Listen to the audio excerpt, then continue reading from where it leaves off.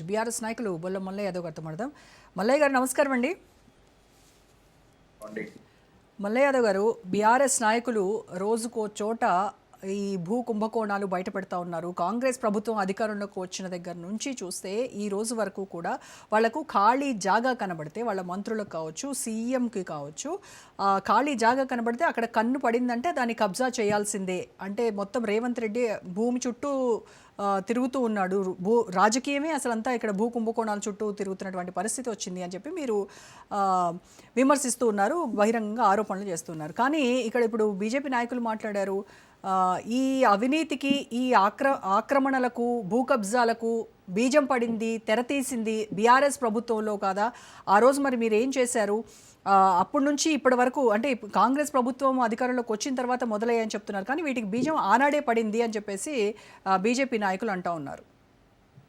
వారికి అనుమానాలు ఉంటే బీజేపీ నాయకులకి తప్పకుండా విచారణ చేపట్టే అవకాశం ఆనాడు ఉండే, ఈనాడు కూడా తప్పకుండా ఏ ప్రభుత్వంలో జరిగింది, ఎవరి హయాంలో జరిగింది, ఎవరి నాయకత్వంలో, ఎవరి పరిపాలనలో కుంభకోణాలు మొదలైనవి జరుగుతున్నాయి అనే విషయాన్ని విచారణ చేపట్టడానికి కానీ, నిజ నిర్ధారణ చేయడానికి కానీ వాళ్ళకి ఆ రోజు అవకాశం ఉంది, ఆ రోజు చేయలేదు, ఈ రోజు అవకాశం ఉంది, చేయట్లేదు.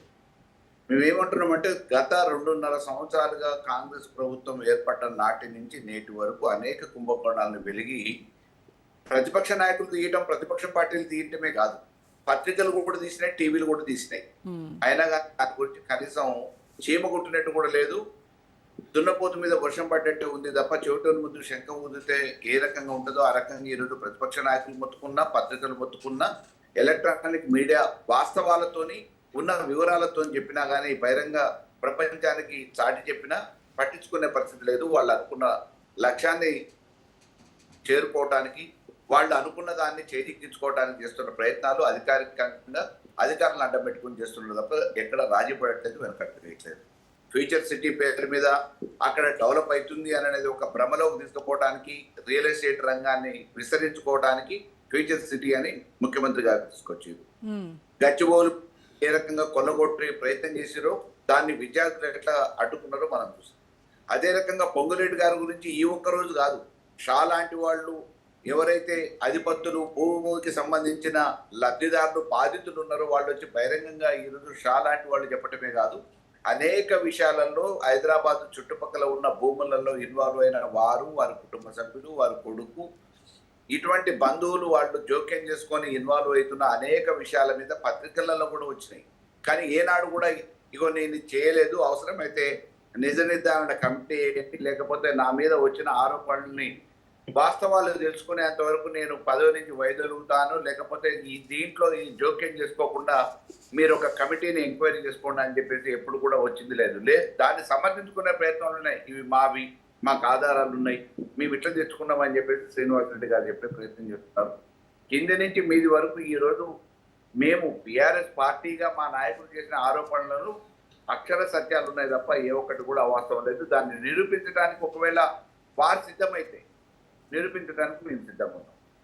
వాస్తవాలు వెలికి తీయడానికి మా మీద ఈ ఆరోపణలు వచ్చినాయి అని శుద్ధాబద్ధం అనేది ఒకవేళ వాళ్ళు నిజంగా బహిర్గతంగా రావడానికి సిద్ధమైతే సాక్ష్యాధారాలతోని, మొత్తం పేపర్ ఎవిడెన్స్ తోని, ఉన్న ఆధారాలతోని ఎప్పుడు ఏ రకంగా ఏ ట్రాన్స్ఫర్ అయింది, ఏ రకంగా వాళ్ళు ఆక్యుపై చేసుకోవడానికి ప్రభుత్వాన్ని అడ్డం పెట్టుకొని ఆక్యుపేషన్ పేరు మీద లేకపోతే అక్వైర్ చేస్తున్నాం అనే పేరు మీద ఏ రకంగా బాధితుల నుంచి లాక్కున్నారు అనే విషయాలను కూడా మేము బహిర్గతం చేయడానికి సిద్ధపడతాం. దానికి వాళ్ళు సిద్ధపడతాయి.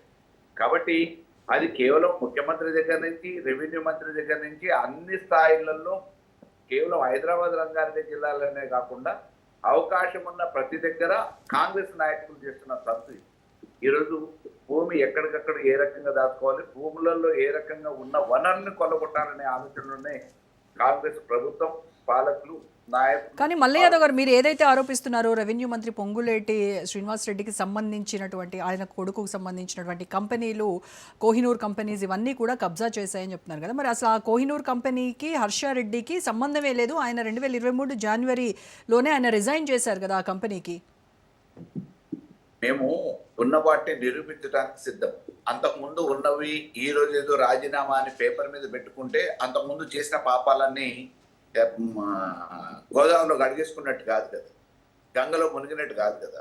కాబట్టి ఆ రోజు నుంచి ఈ రోజు వరకు ఎవరి ఆయాంలో ఏం జరిగింది, శ్రీనివాసరెడ్డి గారు ఏ రకంగా హైదరాబాద్ చుట్టుపక్కల రంగారెడ్డి జిల్లాలో ఉన్న భూముల్ని కొల్లగొట్టిరు అనేది పూర్తి సాక్ష్యాధారాలతో బయటపెట్టడానికి దానికి వారు సిద్ధమైతే, నిర్ధారణ చేసుకోవడానికి సిద్ధమైతే డెఫినెట్ గా దీని మీద చర్చ పెడదాం, నిజ నిర్ధారణ కరెక్ట్ చేద్దాం, వాస్తవాన్ని వెలుగులోకి తీసుకొద్దాం, బయలుదేరడం చేద్దాం. సో మీ హయాంలో మీరు ప్రవేశపెట్టినటువంటి ధరణి పోర్టల్ ఏదైతే ఉందో అక్కడ ఈ భూములకు సంబంధించి ప్రోబిటెడ్ లిస్ట్లో పెట్టి లోపల మాత్రం ప్రైవేట్ వ్యక్తులకు మేలు చేసేలాగా మొత్తం రికార్డ్స్ అన్నింటినీ మేనేజ్ చేసేది బీఆర్ఎస్ఏ అని చెప్పేసి వస్తున్న విమర్శలకు ఆరోపణలు చేయొచ్చు, కానీ దీనివల్ల లబ్ధి పొందిన రైతాంగం ఏమంటుంది, లబ్ధి పొందిన పట్టాదారులు కానీ లబ్ధిదారులు కానీ ఏమంటున్నారు, భూభారతి వల్ల ప్రయోజనం ఉందా, ధరణి వల్ల ప్రయోజనం ఉందా, లబ్ధిదారులకు ఏ రకంగా రైతులకు మేలు జరిగింది, ఈ ధరణియా భూభారతియా అనేది ఒక చర్చ పెడితే డెఫినెట్ గా వాస్తవాలు బయటకు వస్తాయి.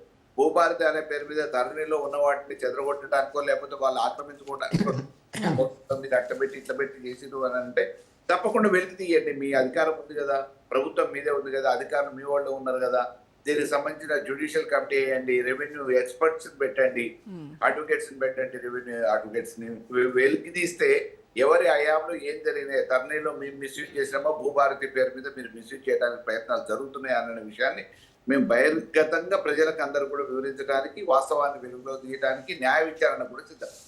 Right okay.